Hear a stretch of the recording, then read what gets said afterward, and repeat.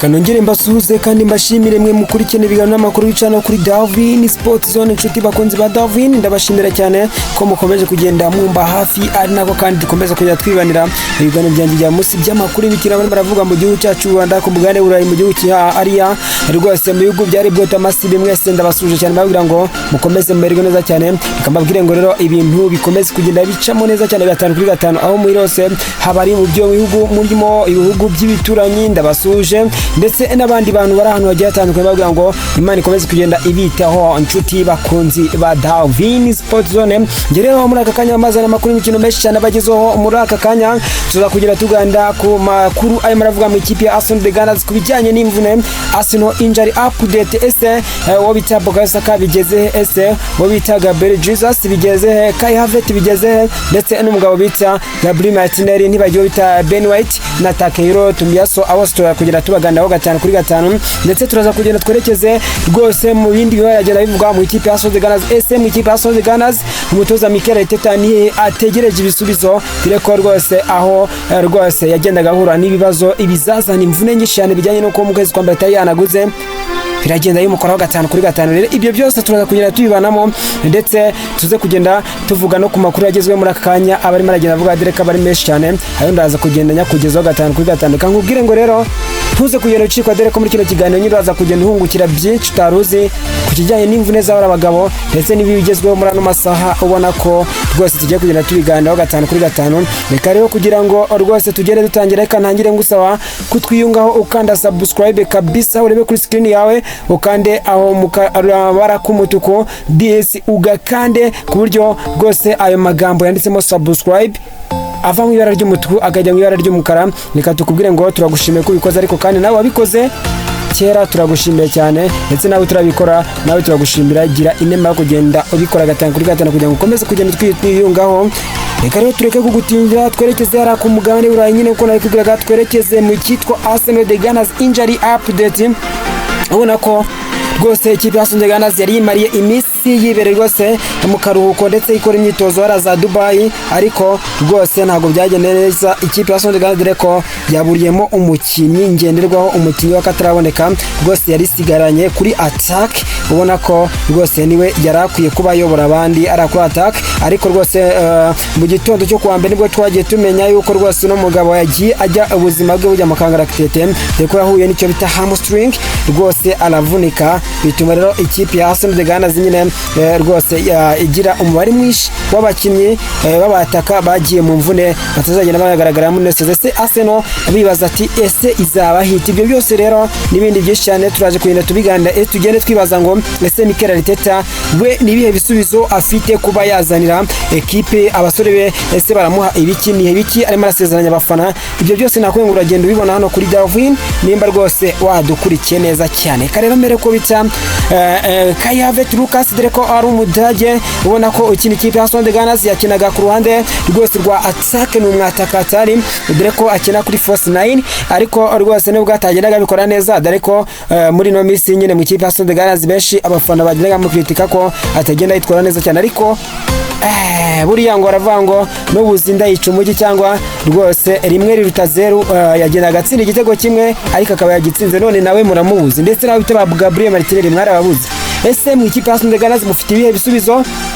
Ni ikibazo cyo kwibaza, ariko rwose amakuru mabi ari mu ikipe ya Arsenal de Gunners nuko bita Kai Havertz Lucas muri no sezo rwose kongera kumubona ni ikibazo gikomeye. Mutegereze muri sezo itaha rwose, abibazaga ko yagenda agaruka biraguye cyane rwose, nka 99% ntago azagaragara muri no sezo, mu gihe ikipe ya Arsenal de Gunners yari mukeneye ifite ibibazo bikomeye cyane, ikeneye imbaraga z'abagabo, ariko imvune nyine ntago zibemere gutuma bakomeza guhimya n'ikipe ya Arsenal de Gunners. Ubona ko birakomeye. Uwo ni umwe rero bitsa Kai Havertz Lucas direko nyine rwose mu kuwa mbere rwose mu gitondo aribwo twamenye ko uno mudage nyine agiye mu mvune yiyongera ko bita Gabriel Martinez nawe wagiye rwose ubwo bakinaga n'ikipe ya Man City. Rero uwo bita Gabriel Martinez nawe rwose umunya Brazil nawe nta hari dore ko nawe yagize ikibazo cy'imvune nawe rwose ubona ko ntago byoroshye n'igihe kitari gito hagati y'ukwezi y'amezi abiri n'ukwezi kumwe rwose ashobora kubimara hanze nawe ugasanga ni ikibazo dore ko ikibazo cy'itariki y'igihe azagarukira ntago kiramenyekana. Byumvikane Arsenal de Ghana zimana yanjye muri weekend baraza ko bakina n'ikipe ikomeye cyane ya Leicester City. Ese biraza ko bikunda cyangwa nibikunda nibyo kuza tukitega tukareba ngo ese bizagenda bite. Ibyo byose ni ibindi wajya ku mugabo bita Bukayo Saka nawe nubwo yagarutse mu myitozo ariko naramera neza cyane ntago wahita umukinisha. Ni ibibazo mu ikipe ya Arsenal de Ghana. Wakarekeza rero ku mugabo ukomeye cyane bita Gabriel Jesus yagendaga nabavunika igihe kingana na sezo yose rwose nazagaragara mu kibuga ukabona nyine kuri attaque ikipe ya Arsenal de Ghana hari ibibazo bitoroshye n'akana gato dore ko ikipe ya Arsenal de Ghana niyo gusabirwa niyo kugena nyine tuyisabira ariko rwose wita Ben White we ashobora kugaragara ku mukino w'ikipe ya Leicester City bagerageza ko yaza kuba yava mu mvune neza cyane dore ko rwose yatangiye imyitozo ara Dubai marayikora neza cyane wita Ben White we yurebye ubona ko muri Dubai yagarutse mu myitozo arimo arayikora neza cyane ashobora kuba agaragara muri weekend ubwo ikipe ya Arsenal de Ghana zizabikina n'ikipe ya Leicester City ari nako kandi imikino izakurikiramo n'umukino wa Nottingham Forest West Ham nawo ashobora kugenda awukina neza cyane. Urumva ko rwose ni ibintu byaba ari byiza ariko ku itariki 15 abica ba Gabriel Jesus ubwo bazakina ikipe ya Leicester City ndetse wareba ku mugabitsa Gabriel Martinez ndetse no bita Kai Havertz Lucas abo ntibo bategereze vuba ngaha ikipe ya Arsenal de Ghana ntago byoroshye. Reka dutegere turebe nyine naho gusaba Imana ubundi za Everton zikaza zibakora akazi nkuko nyine no ku mugoroba zabakora ariko biragoye cyane. Byumvikane ko ikipe ya Arsenal de Ghana muri attaque yayo bisigaranye abagabo bagera kuri batatu mu gihe ibuze abakinnyi bane ngenderwaho muri attacking yayo dore ko yabuze bita Gabriel Jesus rwose nkuko nabikubwiraga ndetse uwo bitsa Gabriel Martinez wagize hamstring Bukayo Saka hamstring ndetse no bita Kai Havertz Lucas hamstring ariko wareba ku ruhande rw'abasigaye ndetse ubona ko n'umugabo bitsa Leandro Trossard we arahabaye n'umubiri gihatari ndetse uwo bita Raheem Sterling umwongereza atari nawe arahabaye ndetse n'umwana ukiri muto w'umwongereza bita Ethan Nwaneri Chidebere rwose abo nibo bakinnyi bahabaye 5-5 abo se nibo bakinnyi bafashe ikipe ya Arsenal de Ghana bakayikiza amakipe arimo Nottingham Forest twabonye azaga ku ibitego 7 za Brighton zaje zikagutsinda cyangwa mukanganya. Ibyo ni ibibazo nyine byo kugenda twibaza ariko birakomeye cyane. Biravuga ko rero ikipe ya Arsenal de Ghana ubwo rwose irava rwose mu karuhuko za Dubai iratekereza ku mukino uzakiramo muri weekend tariki 15 ikipe ya Leicester City kurikiza West Ham rwose itikurikiza ikipe ya Nottingham Forest y'umutoza Nuno Espirito Santo ndetse itijya ku mukino izakinamo n'ikipe ya Manchester City mu kiba wabo w'ibihe byose Manchester United rwose ikipe y'umutoza Ruben Amorim umunya Portugal imyaka 39 utoza ikipe ya hariya ya Manchester United nawe ubona ko arimo aragerageza kuva mu myanya mibi ya 10 ashaka amarushanwa ya hariya i Burayi ubwo isezo itaha nyine izabitangira. Ese biraza kuba bigenda bite ku ruhande rw'ikipe ya Arsenal de Ghana? Ni ikibazo gikomeye 5-5. Reka rero nigire ko bita rwose Mikel Arteta agaruka ko bita rwose Liverpool the Cops ubwo yanganya ku mugoroba Mikel Arteta nyina bati twatangiye ari amanota 9 arimo ariko ubu ngubu turishimye ko ari amanota 7 ariko ntago tworoheye dore ko turugarijwe n'imvune. Ese biratugendekera bite? Ni ibibazo bikomeye cyane ku ruhande rw'ikipe ya Arsenal de Ghana wanareba ukabona nyine kuzakina idafite Bukayo Saka idafite Kai Havertz idafite Gabriel Martinez idafite uwo bitsa Gabriel Jesus ndetse na Bukayo Saka byari ibibazo bikomeye mu gihe ifite abakinnyi batatu ngererwa urumva havunitsemo undi byaba ari ibibazo bikomeye cyane ku ruhande rw'ikipe ya Arsenal de Ghana. Rero umutoza Mikel Arteta aravuga ati koko akazi nyine karimo karagenda kora dore ko ikipe ya Everton itangiye kudupangurura ariko ntabwo tworohewe n'akana gatoya. Tujye turebe uko biraza kuba bigenda 5-5 hariya Emirates Stadium ubona ko ntago byoroshye inakana gato. Reka rero nerekeze hariya rwose ku ruhande rw'ikipe za hariya ku mugane urayikundu ziba ziritwara ku kijyanye n'isoko rigura n'igurisha ndetse n'andi makuru menshi cyane amagenda avugwa. Reka rero ngewe niherere nihere mu cyo bita Miro de Football kiratubwira ko ikipe ikomeye cyane iyo na yindi ya El Hilal ni yari muri Arabia Saudite, boss wayo bamwita Jorki Jesus aravuga ati turashaka gusinyisha bita Mohamed Salah kugira ngo azadufashe muri sama itambere ko sana irangira, turifuza kumuzana kugira ngo azadufashe gukina igikombe cy'isi cy'amaklub. Ubona ko rwose birakomeye cyane. Mohamed Salah yakomeje kuvugisha Sidre ko adasiba kugenda atsinda umunsi ku munsi.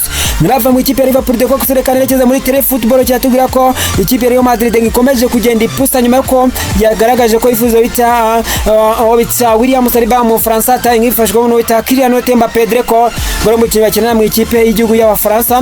Irarebeka ona rero ngo irifuza kuba yazana umugabo ukomeye cyane bita Trent Alexander-Arnold kuva mu ikipe ya Liverpool de ko umwana w'imyaka 26 cyangwa umugabo Odreko rwose umuntu ufite imyaka 26 kandi abakora ibikorwa by'abagara mu kibuga muri Trent Alexander-Arnold kuri nimero 2 abameze neza cyane yiruka ameze nka kajugujugu.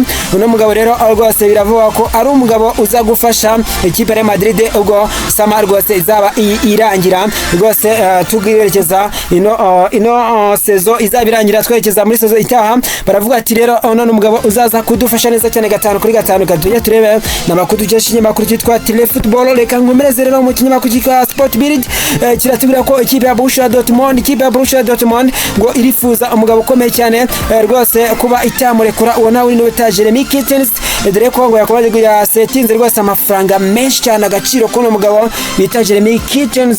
Amakipe arimo Chelsea, The Blues, Bayern Munich, amakipe arimo Tottenham Hotspur amwifuza abaciriye biraro dore ko rwose yamaze gusetinga asaga miliyoni 100 ndetse na miliyoni 80 rwose kugira ngo ikipe imwifuza izagenda yatanga ese zizipimane byo gutegereza tukareba. Reka nikomeze mu kinyamakuru cyitwa Football Insider kiratubwira ko ikipe Manchester City bakomeje kureba rwose umugabo ukina mu ikipe ya Crystal Palace no mu midfielder atari bamwita Adam Watson kubwo yavaga mu mvune rwose ngo bifuza kugira bamusinyisha ariko transfer ni byakunda ariko ngo baramutera ijisho akabona imboni yabo baramubona nko mu midfielder aza kubafasha mu kwezi kwa gatandatu ubwo inose zizabirangira. Reka tujye turebe uko bizaba bigenda 5-5 kanekeze mu ikipe ya Arsenal Gunners kandi nabo baratubwira ko rwose ikomeze kwifuza umwana ukiri muto ufite imyaka 17 akina mu ikipe ikomeye cyane yari ya Stoke City yari mu gihugu cy'Ubwongereza aho ni muri championship y'igihugu y'Abongereza bamwita Jordan Henderson rwose ni umugabo ukomeye cyane rwose ngo barifuza kugenda bamusinyisha ariko ntibiri biragenda bikundana. Amakuru y'amakuru cyitwa Football Insider amakuru yanjye rero za transfer reka yasoreze mu kinyamakuru cyitwa Mundo Deportivo cyari mu gihugu cyariya igihugu mu gihugu cya Espagne dore ko rwose nk'ikipe ikomeye cyane ya FC Barcelona igimakuru cyane kirwara mu ikipe ya FC Barcelona cyitwa Mundo Deportivo cyatuvuga ko uwo bita Jonathan Tah rwose nk'ikipe ikomeye cyane yari ya FC Barcelona ngira mwifuze muvane mu ikipe yari ese birakunda ntibikunda. Reka tujye turebe ko bigenda neza cyane 5-5. Niko William w'ikipe ya Atletico Club Bilbao ikipe ya Solde Gunners ikomeje kugenda mwifuza deko ngaro mu bwinga bifuza cyane kabisa ariko n'amakipe arimo FC Barcelona yakozeho arashya ese Solde Gunners zipima kuri miliyoni 70 bazisaba rwose dore ko fikaje sayo igenda tubwira ino nkuru 5-5. Reka rero rwose mbabwire ngo Darwin Sport Zone uko nambabwiye ngo rwose ngiye kugenda soza ubusa sinasoreza harare kansoreza ngaha rwose andi makuru y'imikino araza kuba agezweho mu kanya kaza turaza kugera tugana mu gihugu cyacu Rwanda ndetse mbafitiye umutumirwa hatari mu kanya turaza kuba turimo kumwe 5-5 bararikira rero kutagenda muciko amabwire ngo Imana ikomeze ibarinde ibahe byinshi cyane mwifuza muri ubuzima kandi ibintu bikomeze kugera birahira neza cyane musenge kandi mukore Imana igenda iba blessing 5-5. Rero yari Darwin Jean Baptiste Manibere hariya rwose mu ntara y'Amajyepfo ubu niho nageze nyuma ko namurutse mu mujyi wa Kigali ariko vuba handaje kabisa ndaje mbatemo obwino hatari muri championnat y'igihugu cyacu Rwanda ndetse mu gikombe cy'amahoro. Ibyo byose tuzatugenda tubigana twibana neza cyane. Reka nkubwire ngo rero komeza dushyigikire ndabakunda cyane. Assalamu alaikum.